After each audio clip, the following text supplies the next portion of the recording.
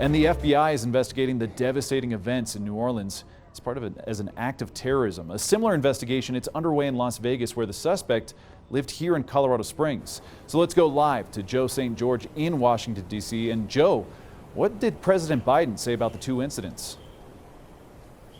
Yeah, this is an international story, a national story, and a local story in Colorado Springs, given the connection with what unfolded in Las Vegas. For the moment, the president last night in his address to the country said that the FBI, the intelligence community, was looking at any possible connection between what unfolded in Las Vegas and what unfolded in New Orleans. Both individuals, as our Scripps News station in Denver has ably reported overnight, both of those individuals served in the military, and both of those individuals actually served for a time at the same military base. Now, any member of the military will tell you that oftentimes you go from one base to another, some for long stints, some for short stints. So we'll see if that's just a nugget of information or something that we'll have to follow more closely in the coming days and weeks. But it is one of the big questions this morning is these two events connected? Are these two events connected?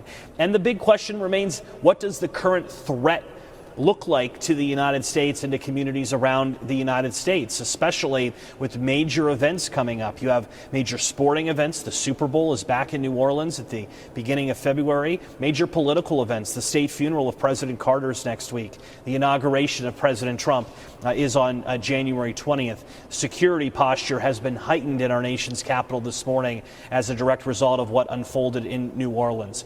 This morning, lawmakers continue to be briefed on what transpired from the intelligence community. But again, publicly at least, more questions than answers. The who is important. Who else may be involved that hasn't been apprehended yet? And the why. Why were, in the case of the New Orleans driving attack, why was a military veteran carrying an ISIS flag during this event? Was it mental health related? Was it radicalization? Did becoming radical play a part of this as well? So wish I had more answers, but everyone is just asking the why on this Thursday morning.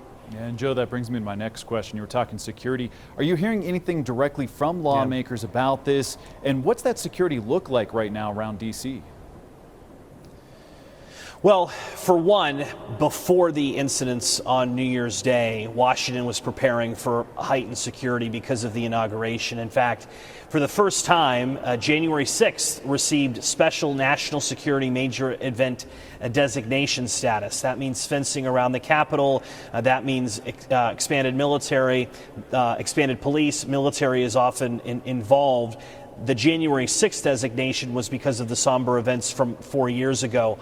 All of that now gets heightened a bit. But Washington's going to be tough to see and view and get around if you're just visiting as a tourist throughout much of the month of January, just given all the high-profile events. Again, new Congress gets sworn in tomorrow. January 6th, Electoral College certification on Monday. The state funeral of President Carter, all leading up to President Trump taking the oath of office on the west steps of the Capitol on January 20th. Guys?